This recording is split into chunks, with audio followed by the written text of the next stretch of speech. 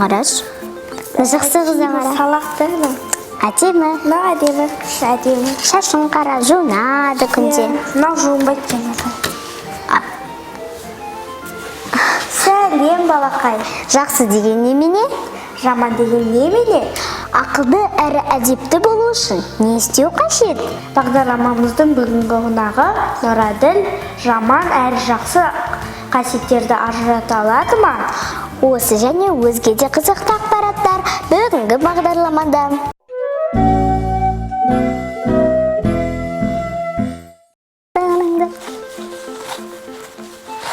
Сәлем Ақмерей. Сәлем. Мен бүгін бір мақал естідім. Соның мағынасын түсіндірмей қалдым. Ол қандай мақал? Жақсыдан үйрен, жаманнан жирен. Ендеше тыңда Мирхан. Талғап еңбек терең ой, қанағат рақым ойлап қой.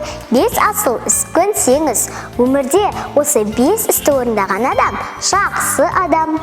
Өсек өтірік мақтаншақ, еріншек бекер мал шашпақ. 5 дұшпанын білсеңіз, өмірде осылардан аулақ болуымыз қажет. Бұл Абай атамыздың өсиеті ғой. Иә, балалар, біз жақсы қасиеттерді бойымызға сіңіріп, ал жаманнан үнемі аулақ болуымыз қажет. Ал ақылды әдепті бала болу үшін не істеу қажет? Назарларыңыз бізде болсын. Әдепті балалар ешқашан қыз баланы ренжітпейді. Шөлдеп кеттім. Кеттік. Жақын жерде дүкен бар ма екен? Сол жерден бір шырын сатып алайық. Ой, оданша ақша құртқанша, не мені үйреніп ал.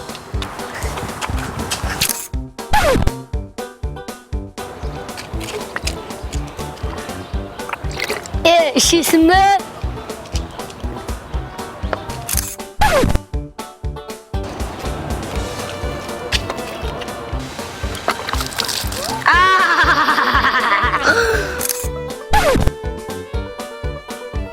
Егер саған біреу жақсылық жасаса, міндетті түрде рахмет айт.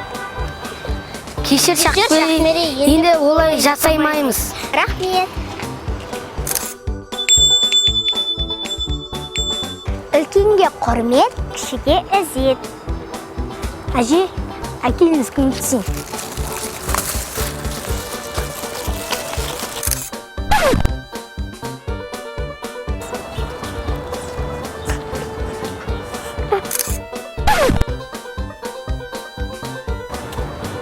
Әже, әкеліңіз көмектесін.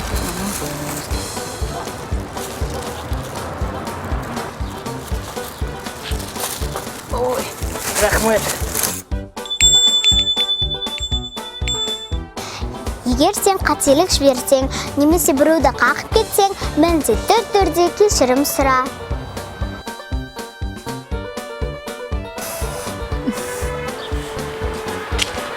Сен бәне бұл жерді сатып алған әрі жүрмейсің ба? Кешірші.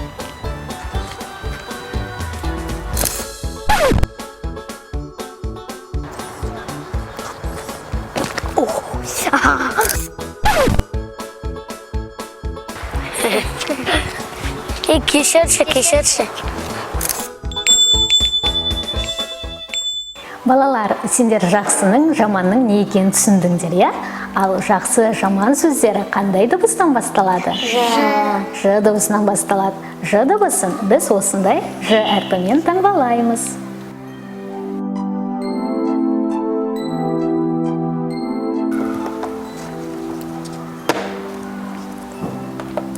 Балалар, қолдарыңа қалам алып, бізбен бірге Ж әрпін жаза қойыңдар.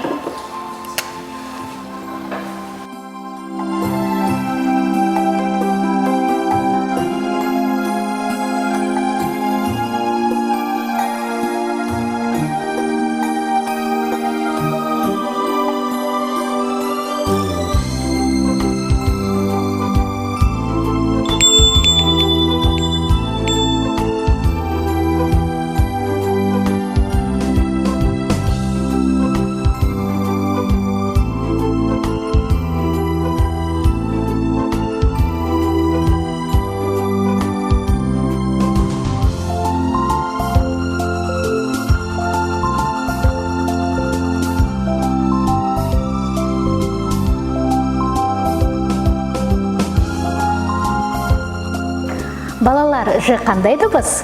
Дауыссыз. Дұрыс айтасыңдар. Ал енді ж дыбысы кездесетін сөздерді ойлайық. Жолбарыс. Жылан. Жарық. Жас. Жақсы, жаман. Жастық. Біз кішкентай бүлдіршіндерімізден жақсының не, жаманның не екенін сұраған болатынбыз. Олай болса, көгілдір экранға назар аударайық. Жақсы ол біреуге көмектесу, ойыншықтар, бірге ойыншықтар жинау, оның бәрі жақсыға жатады. Жақсы бала көмектесе бірге ойыншық жинайды,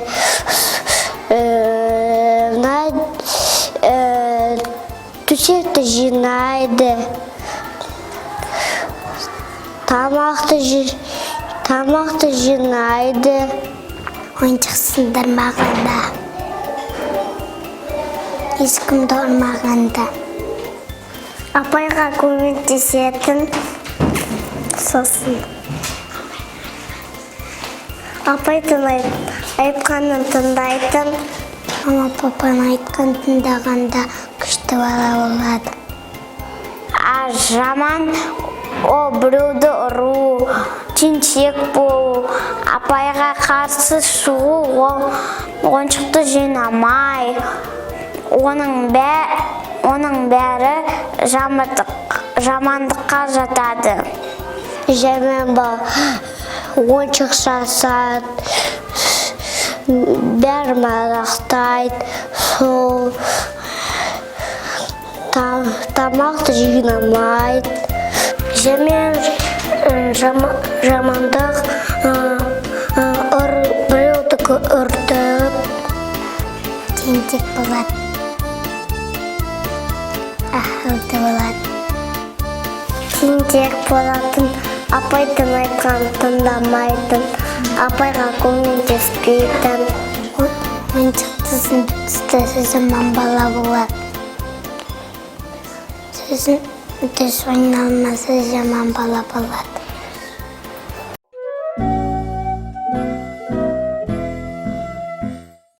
Бағдарламаның бүгінгі қонағын шақырмастан бұрын ол жайлы шағын мәліметке көз жүгіртейік. Нұрәділ Серікбай 7 жаста, ол нөмірі 48-ші мектептің 1-ші класс оқушысы. Оқу үздігі Нұрәділ мектеп өміріндегі қоғамдық шараларға белсене қатысады. Ол былтыр өткен алтын күз сайысында көрікті жұп номинациясын жеңіп алса, жуырда ғана өткен жігіт сұлтаны сайысында шешен жігіт номинациясымен 2-ші орынға ие болды. Қош келдің, Нұрәділ. Сәлем. Көңіл-күйің қалай? Жақсы. Бағдарламаның дәстүрі бойынша біз келген қонаққа түрлі тапсырмалар береміз. Ал сен біздің тапсырмамыздан қорқпайсың ба? Жоқ. Біздің тақырыбымызға сәйкес үстел үстінде дөңгелек жатыр. Онда қандай сөз жазылған? Жақсы. Сенің алдыңда гүлдің күлтешелері жатыр. Онда жақсы әрі жаман қасиеттер жазулы тұр. Сен осыларынан жақсы қасиеттерді таңдап, гүл құрастыруың қажет. Тапсырма түсінікті ме? Иә. Енділік.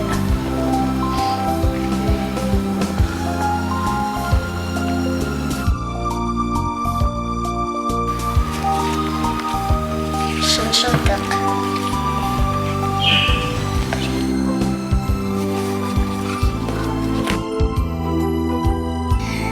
Нұрәділ, сенің тапсырмаңды дұрыс әлде бұрыс орындағаныңды қазір көрейік. Сен мына гүлдерді айналдырып көр.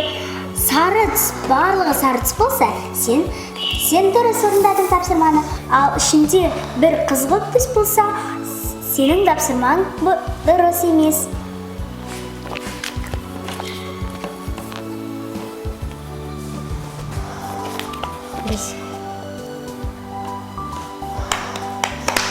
Тамаша, Нұрәділ, сен тапсырманы жақсы орындайды екенсің. Нұрәділ, біздің сұрағымызға жауап берші. Сыйлап үлкен адамды, сәлем берген баланы кім дейміз? Әдепті, Кітап дәптер қаламы кір шалмаған баланы кім дейміз? Оқыпты. Таудай биік талабы жақсы оқитын баланы кім дейміз? Үлгілі. Өтіріксіз айтпаса, уәдесінен қайтпаса кім дейміз? Бүгін бізде қонақта болған Нұраділ Серікбай. Көп рахмет саған.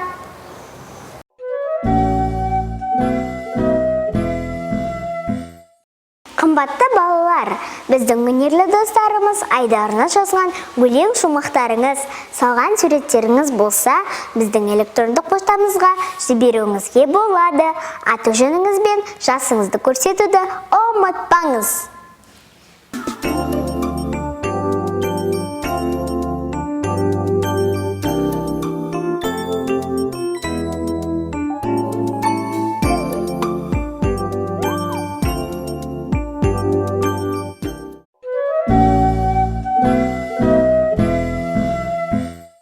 Балалар, ал енді жұмбақ тыңдап көрейік. Кесе шыны, пиала, оларсыз шай, құяма, қасықсыз тамақ жемейміз. Бәрінің атын не дейміз?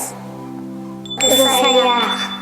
Дұрыс айтасыңдар, ал ыдыс-аяқ сөзі қандай дыбыстан басталады? Ы дыбысынан басталады. Ал ы дыбысын біз осындай ы әрпімен таңбалаймыз.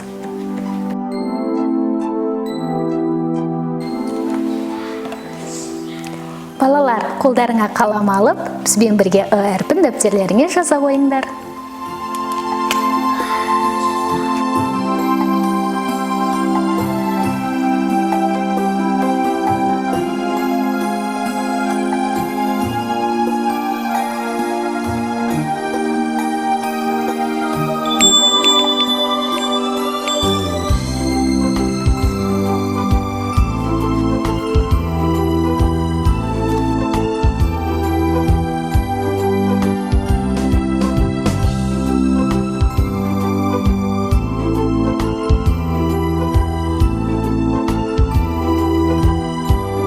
Балалар, ы қандай дыбыс? Дауысты. Дұрыс айтасыңдар. Ал енді ы дыбысынан басталатын сөздерді атайық. Ынтымақ, ықылас. Біз кішкентай бүлдіршіндерімізге жаңылып баш айтқызған болатынбыз. Олай болса, назарларыңыз бізде болсын. Шаушық, баушық, баушық, шаушық. Салчық, балчық. Салчық, балчық. Баушық, шаушық, баушық, салшық. Балчық, балчық, шалчық, салчық. Балчық, балчық, шалчық, шалчық.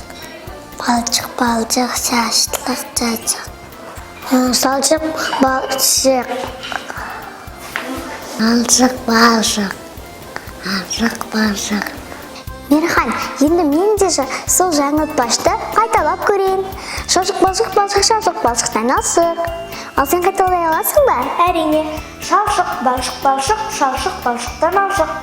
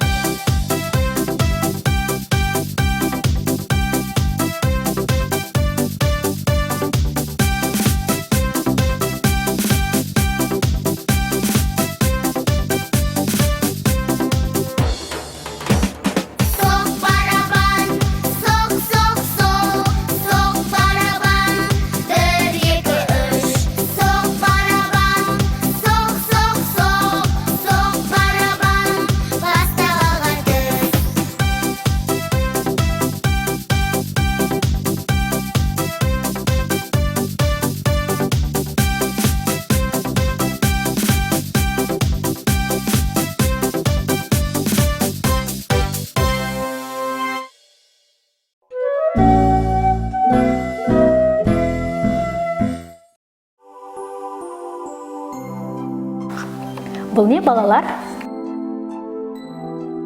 Сағат. Ал сағаттың қашан және қалай пайда болғанын білесіңдер ме? Ендеше сюжетке назар аударайық. Балалар, сендер ертедегі адамдардың уақытты қалай ажыратқанын білесіңдер ме? Әлемде ең алғаш адамдар уақытты күннің қозғалысы арқылы білген. Мәселен, жерге таяқша қадап, оған уақыт бірлігін тізбектеген. Таяқшаға түскен көлеңкенің жылжуына қарай адамдар уақытты анықтаған. Уақыт өте келе, құм сағаттарының көлемі ұлғайып, піл сүйегінен, бағалы бұйымдар мен қымбат ағаштардан жасалынып басталды. Бірақ адамдарға күн арқылы уақытты білу қиынға соғатын болды. Біздің заманымызға дейін 400 жыл бұрын әйгілі ғалым Платон су сағаттарын ойлап тапты. Мұнда бір құтыдан екіншісіне тамшылап аққан суға қарап, уақытты шамалаған. Қызығы, мектептегі қоңырау мен күнделікті шырылдауық сағаттар да осы су сағаттарға қарап құрастырылған. Міне, осыдан бері сағаттың әр алуан үлгілері шығарылып келеді. Ал ең үздік сағат үлгілерін бүгінде әрине Швейцария шеберлері жасайды. Сағат сөзі қандай дыбыстан басталады? С дыбысынан басталады. Ал С дыбысын біз осындай С әрпімен таңбалаймыз.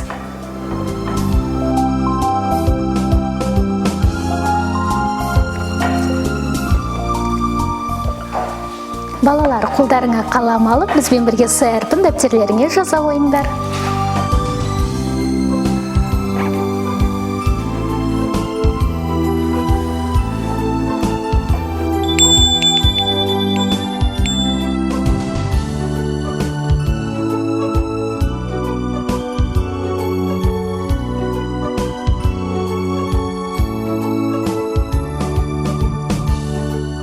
Балалар, С қандай дыбыс? Дауыссыз. Дауыссыз дыбыс. Ал енді С дыбысынан басталатын сөздерді атайық. Сағат, сағыз, сана, сөз, сағат, соқ, сан.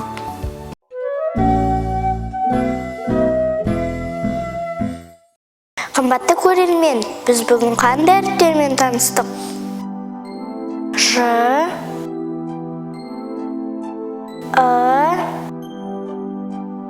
С.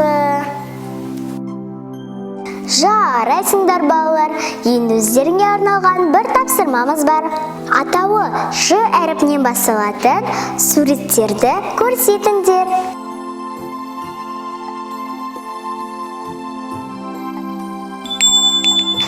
Жеміс, жапырақ. Өлеңде берілген сөздер қай дыбыстан басталған? Ынта, ынтымақ, ырым, ырыс, ықылас, ыдыс, бас әріп қандай дыбыс? Бас әріп деген дыбыс. Бес әріптен тұратын С дыбысынан басталатын сөздерді тап. Сағат,